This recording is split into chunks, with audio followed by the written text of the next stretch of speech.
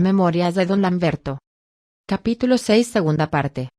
En este capítulo les cuento los recuerdos que me dejaron algunos de mis maestros. De mis maestros que recuerdo con cariño, está nuestro director y maestro Rafael López Romero. Él era ingeniero civil y nos daba clases de español, geografía física y humana, álgebra. Esto era en los 3 grados. Este director se parecía mucho a don Miguel Hidalgo y por tal motivo, muchos le apodaban. El cura Hidalgo era muy inteligente, pero tenía un defecto, era dipsómano y cuando se embriagaba ofendía a todo mundo. Pero en la secundaria nunca llegó en ese estado, siempre lo hacía fuera de sus obligaciones, fue muy respetuoso en ese sentido.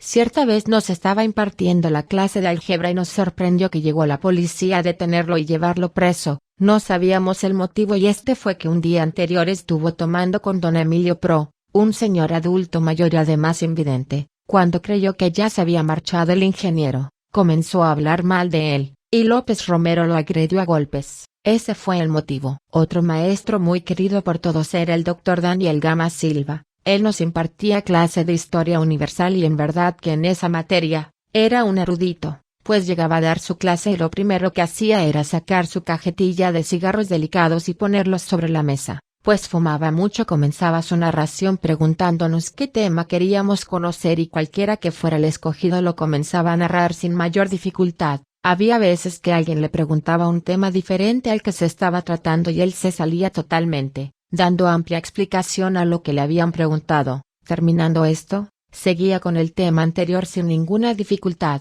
en fin era un erudito en la materia.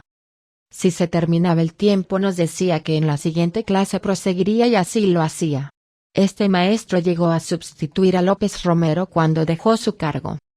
La maestra Esther Méndez López, era la directora de la escuela Sor Juana Inés de la Cruz y también daba clases en la secundaria. Estas eran español, álgebra y solfeo. Se le reconoce su inteligencia, pero también fue muy vengativa y arbitraria en algunos casos como fue el mío. Como ustedes ya saben, yo terminé mi primaria en el colegio y ella, como era muy amiga de mi mamá, siempre la trató de convencer de que me inscribiera en su escuela. Yo nunca quise y mi mamá se lo decía. Esto fue causa que me agarró un odio en la secundaria. Los alumnos que habían sido sus escolapios gozaban de todos sus privilegios, pues cuando había exámenes yo siempre terminaba primero y cuando calificaba, siempre me reprobaba.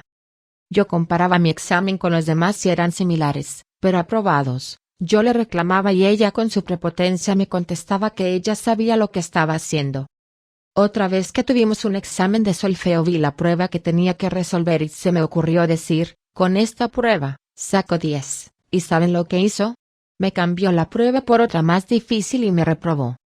Un día por la mañana estábamos en clase con ella de matemáticas y se me ocurrió echar un vistazo a una tarea que tenía que presentar en la siguiente clase que era de historia. Desgraciadamente me sorprendió, y, ¿saben lo que hizo? Me la arrebató y me la rompió frente a mí, sin importar que me había costado 2 noches de desvelo hacer dicha tarea. No me avergüenzo decir que lloré por sentirme impotente de defender mis derechos. Pero así se las gastaba esta señora. Con el tiempo, quiso hacer las paces conmigo y yo la acepté, pues nunca fui vengativo y de ahí en adelante me invitaba a sus festividades a cooperar con alguna poesía en dichos festivales. Poco tiempo después supe que había muerto.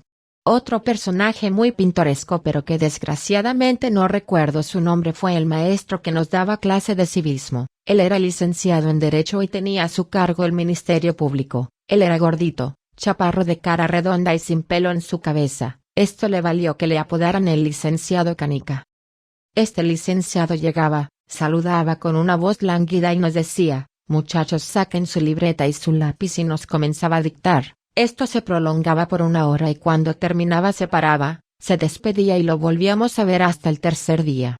Cuando se llegaban los exámenes ya fueran mensuales o semestrales nos decía, muchachos pasen en limpio todo lo que hemos escrito y nosotros nunca lo hicimos, solo le decíamos que ya lo teníamos y él de buena fe se lo creía y nos aprobaba. Este maestro también murió. Continúa. Texto en colaboración con Río Verde según yo. Fotos propiedad del museo.